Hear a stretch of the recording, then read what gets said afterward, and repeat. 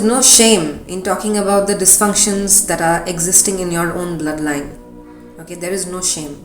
And also there is no glory, there is no honor if we are trying to hide those dysfunctions, if we are putting a cover on top of them, if we are putting a curtain on top of them, right? There is no glory in doing that, because by just hiding that, you're not going to get rid of it. It's not going to go away by just saying, okay, it does not exist, everything is completely fine. But there is glory, there is honor if you can talk about it, if you can throw light on it, if you can point fingers on it, so that other people can see it, so that everybody else who is unaware of it can also see it, recognize it. Only then will you be able to get rid of it. Only then can you slowly, it's not going to go so easily, but over the years, gradually, you will be able to lessen its impacts, and in time, you will be able to get rid of it from the entire bloodline and secure it for the future generations. When you know there is dysfunctional behavior, family dysfunctions happening behind closed doors, you are aware of it, but you are not saying anything to it. You are sort of protecting it. You are letting it happen decade after decade, because you are maybe not getting affected by it directly, but you're still letting it happen. That means you're adding to it. You're participating in it in some way. Very passively, but you're still participating in it. You're letting it be because you're one of the people who are aware, but you're not saying anything about it.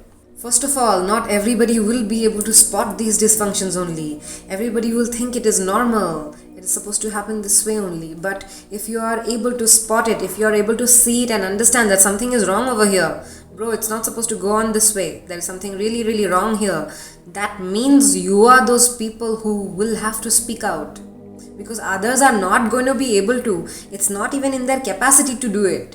First of all, you have to be able to spot it and understand that it is wrong, and then only you will be able to speak, right? So if you are able to see something wrong and still not taking action, then right now is your time to take action against those things. Okay, because these things are showing up in front of you, in your eyes, in your surroundings. They are calling out to you. They are calling out to you so that you can at least speak.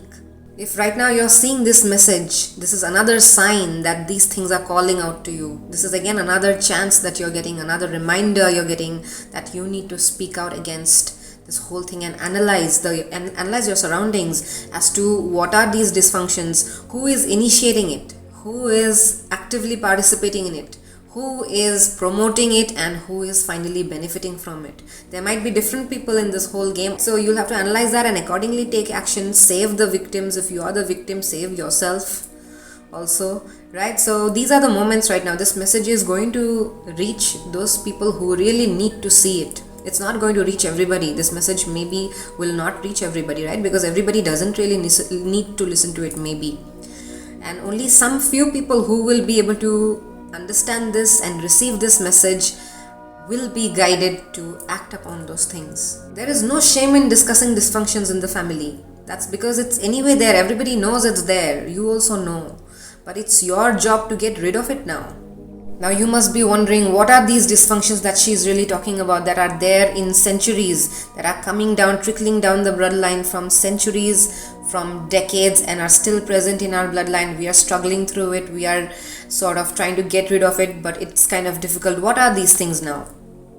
These are basically patterns which some ancestors of yours have adopted, had picked up long back, many hundreds and 200 years ago, 500 years ago, and we are still holding on to it. We are still not able to get rid of. They are mental patterns as well as physical behavior patterns. The first and the most common thing is having lack mindset, having poverty mindset, right? Where people think they are always going to remain poor. They are never going to come out of a certain tax bracket. They are never going to be able to get into different kind of professions where they are going to be able to earn money. Say for example, your entire lineage has come from a working class, right?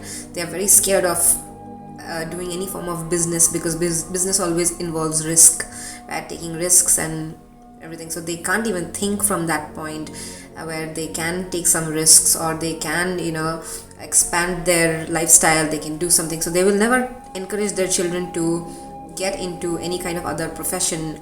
They will always want their children to have a safety net, always do a typical 9 to 5 job where the money is coming like a salary based thing, where they're just doing the basic thing, basic education, some medicine, a little bit of savings here and there, and we are good.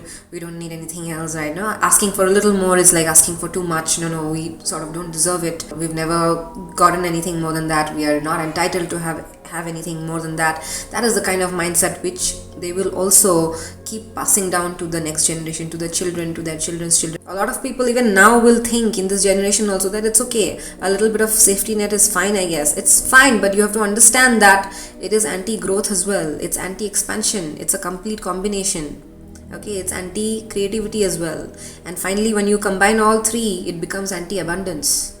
Okay, when we say, okay, we want to go with the abundance frequency, then you have to let your safety nets go also. You have to expand also. You have to grow. And keeping that lack mindset where you know that, okay, man, I'm going to always remain poor. I'm never going to be able to do well. My kids are always going to have to be like me. I'm a driver. My kid is going to remain a driver. And they have to be that way.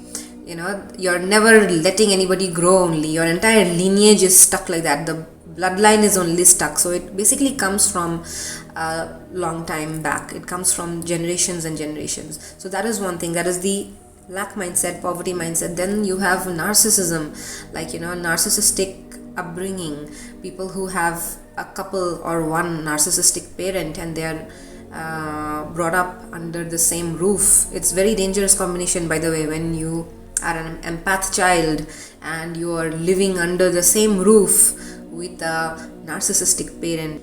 So yeah, narcissistic parenting is a huge dysfunction in the family that sort of completely crushes the child, does not have any scope for growth, and that is also coming from the previous generations. It's something that a narcissist would have experienced in his own childhood, etc. Now a lot of people will put this under the rug and brush it off, saying, bro, every brown parent beats their kid, okay, every brown parent is mean. But no, we are not talking about any brown parent or Mexican parent or Indian parenting. No, we're talking about narcissistic parents in specific, which is a very, very different thing than regular mean people. Okay, narcissistic friends, parents, relationships, siblings, bosses, whoever they are, people who have experienced narcissistic people in their life, they know that it's not a regular mean person. There is a difference of water and blood in that. A narcissistic person is clinically sick. Whether that's your husband, your father, your friend, your boss, or whoever it is. Okay, they need real medical help, which they will deny. They will say that they are completely fine, they are alright, but their behavior, the way they are towards the whole society, the way they function is very, very sociopathic, which is clinical. It's not something that they can brush off, which people know, and it's all over, like everybody is aware of narcissistic behavior.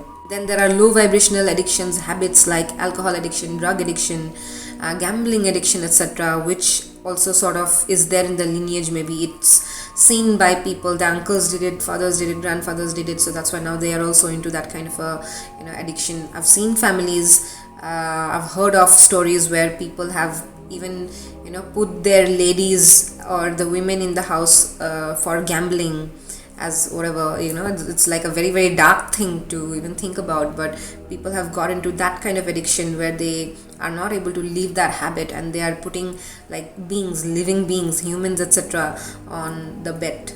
That is like heights of having darkness into, that is like a real negative pattern which people have to break. Okay, then there is domestic abuse, of course, domestic abuse on women or men, however it is. If you're seeing domestic abuse in the family, that is also a huge dysfunction, whether that is happening to children, whether that is happening on an old person, however it is. Other very common dysfunctional pattern that you will see in households is having slavery in the house, keeping slaves in the house. That comes from those times when there were kings and queens and emperors, etc., where they were very entitled. They were like, okay, we will have slaves, we will do whatever we want with them. And that whole pattern, that mindset keeps, following us back. And then we also will be like, okay, no, I've seen my grandfathers, I've seen those people, they, did this to slaves, and they kept 5 slaves in the house and the entire thing, and they treated them however they wanted to. So even I am entitled to do whatever I want. I will also live like that. I am a lineage from the king's bloodline, so who's going to stop me? You're living in a modern era right now where all that is sort of banned, all that is not even allowed, but it is still there in your mindset because your mindset is still so entitled. You are still feeling like, no, I will still walk like a king or whatever, and I will abuse whoever I want. I'll keep whoever I want in the house. So they will keep even very young people, very underaged minors and all at home, who will get beaten, who will get thrashed, who will have no security system. They will not have a bank account, they will not even go to school, they will be given whatever food, but they will be working very hard. If it's a girl, they will get abused, sexually abused as well. The reason why these underprivileged children, women, men will be brought from these kind of specific areas like tribal areas, etc., orphans and all, is because they are brought into these households not just for work but for abuse. They are brought for abuse on purpose, because these people who are into slavery and all, you must understand, they are into the extreme form of self-indulgence. Okay, and they get these people because they want to inflict pain on them, and they get some form of relief by doing that. Such kind of underprivileged minority people are brought in on purpose so that they can be exploited easily. So that if you do something to them, no one is there to even ask you a question. No, you're not answerable to anybody. Mostly a lot of narcissistic people you will see will be dependent on slaves. They will be needing people in the house who live 24/7. You can manage with a regular part-timer also, right? A part-time person who comes and goes and does the housework and leaves. But no, they will not be happy with that. They will need a person who is living with them in the same house, so that they can keep doing something or the other, shout at them, abuse them, keep hurting them, beat them, etc. Which is why they insist on having people living with them 24/7, which is why they insist on having slaves. So be aware of your surroundings. If you see people coming and living in your house that way as servants, etc., who are not given their basic rights of having a bank account opened, of creating their Aadhaar card, children who are not even given education, they are not given their basic things, and just being kept there for work and for abuse, then you must stand up to that. Okay, if you've been seeing that and not saying anything in your own household or somewhere in your neighborhood, in your cousin's place, aunt's place, here and there, you have to speak up for that. You have to rescue those people, you have to free them. Then there are these families, I have seen that myself, where it's a curse. There is no logical explanation to that. Okay, it's like no man is going to remain alive. Every man who is born in that family is dead. Okay, first of all, there won't be any men being born only. There are only girls in the entire family. All children that are being born are only daughters, and no sons. And finally, when the daughters grow of age and they bring a husband into the family, like a son-in-law comes in their family, they also die. The son-in-laws also don't survive. After like a year or two, the son-in-laws go, then the father also goes away. There is no man alive in that family. It's kind of very sad, but that is a curse. Okay, those are curses that have been put on those families long time back due to some kind of very bad karma, very negative karma. When you generate, somebody would have cursed them or something, and that has been trickled down in those families. And in some families also there will be very early deaths, like nobody is able to go beyond the age of 40. 40 is a very early age for death, right? It's a very young age, but nobody is able to go beyond that age. Like everybody reaches that age, 40 or 42 or something, and then they go away. So those are typical curses, like very, there is no other explanation for that. Okay, that is there. And these also, now you will think, how can we break these? Because these are ancestral curses, not just behavioral or mindset related things, but these are some sort of spiritual curses or something. How can we reverse these? But there are remedies, there are ways where we can reverse these also through a lot of different kind of remedies, spiritual remedies, prayers, and some kind of donations, etc. Like you have to do it for a long time though. Those kind of remedies are long term, like people do it generation after generation. Like for 20 years people are doing some kind of remedy every year, and then sort of that kind of curse goes away, because those are hardcore stuff that does not go away so easily. And another dysfunction that runs in the bloodline is having mental disorders. Okay, how you will know that it is running in the family is when you will see many family units having that. Not just in your unit, you have your unit, right? Then you have your aunt's unit, uncle's unit, some distant cousin, this close cousin or whatever. Like say there are 5-6 brothers and sisters, 7 brothers and sisters. In each unit you will find at least 1 or 2 people suffering from that same mental illness, if not something different. Maybe a slight variation will be there, but they will all have the same symptoms. They're consuming all the same kind of medicines, going to the same doctors, the other family members having the same complaints from them. Okay, you will see that also runs in the bloodline. It is very difficult to beat one pattern only. If such one pattern is there in the family, then only it becomes so difficult, right? Imagine families where you have multiple of those, multiple dysfunctioning patterns. It becomes extremely toxic. It becomes very difficult to survive, right? In my case, there were 4 patterns. There was narcissistic abuse, narcissistic upbringing basically by one parent. Then there was mental disorder, big time, huge ass mental disorder running in the entire bloodline, in every family unit, which was so visible. It was right there. It was very difficult. We had to grow up watching it. Then there was poverty mindset, the complete lack of growth mindset, lack of expansion mindset, big time. And there was slavery in the house. There was basically keeping slaves and inflicting abuse on them.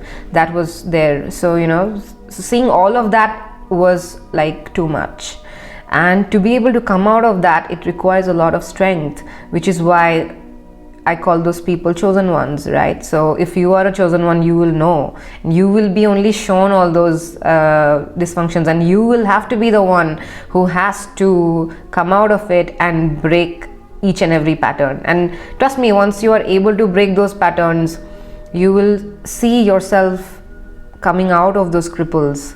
You will actually uncripple the entire bloodline, the entire generation, and the generations who are coming in the future. You will be able to uncripple them. Now if you see any of these dysfunctions happening in your family, you will have to do something about it, because maybe it's just you who is seeing it, who is able to notice it, who is even watching this video, who will go through a lot of different kind of content.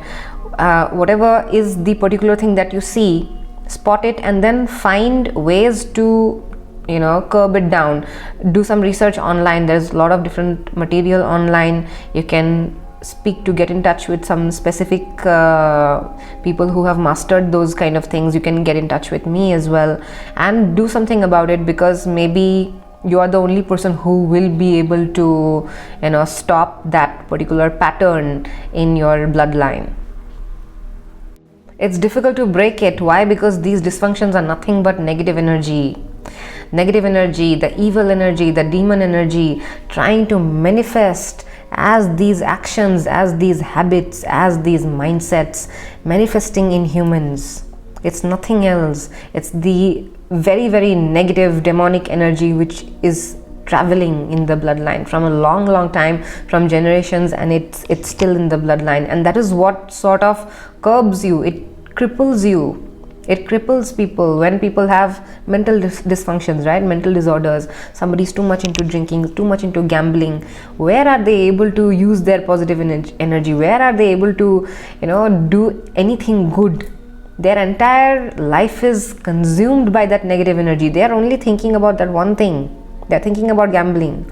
Either they're thinking about abuse. They're thinking about how can I, abuse that person in the house, that whoever is such in a vulnerable situation, who will not be able to say anything to me, who will not be able to fight back. How can I go abuse that person? How can I become that predator? How can I do some kind of negative to another person? How can I cheat on another person? So that is what that person gets completely consumed in. That is how the negative energy works. And you being the person who has been able to spot it, you will have to break that pattern. It stops you from manifesting any form of success, any form of material success, financial success, happiness, to receive, to be in a state of happiness. Happiness is also a form of success, right? To be able to be in a state of peace is a form of success. To be able to do certain things, create certain things, using your own creativity, using the gifts that God has bestowed on you, using God-given gifts, that is a form of success. When people do that, they feel intense amount of happiness. Something opens, something unlocks within you when you're able to do all of that, and that itself manifests a lot of different things in your life. But the negative energy keeps people stuck in these kind of toxic patterns generation after generation, and does not allow you to even know yourself, does not allow you to understand what you are actually, what are the things that are there inside you, what all you can unlock, what all God has given you. It does not give you the opportunity only to know you. The entire lineage would have not seen any form of real abundance. You will not be able to unlock your gifts, you will not be able to unlock your best self, your most powerful self, till the time you are in these clutches of these patterns. And that is what the negative energy wants. The negative energy does not want you to see that you can actually free yourself from these things, right? So but once you're able to do that, once you're able to free yourself from that, you unlock a very different version of yourself, which is like a very, very different person from your entire lineage, from your entire family. Your family is not going to be able to recognize you even once you do that, because they have never seen something like that. They have never seen a person like that in their entire bloodline, right? So it's a complete a shock for everybody. When you are trapped in these dysfunctioning patterns, right, when you are in that particular household, in those kind of spaces where you're feeling very trapped, you will not be able to even imagine that you can actually break free one day. You will think that, okay, this is my life, this is how it is going to go on forever. Maybe I'm going to suffer my entire lifetime. But you will have to have the faith and know that these can be broken, these can be changed, everything can be transformed. And for that, you will have to do your bit, you have to do your work, your amount of research, have immense amount of faith, the strength, because it's tough, it's gonna keep holding you back for sure, that is there. But if you keep staying strong, you will be able to break it.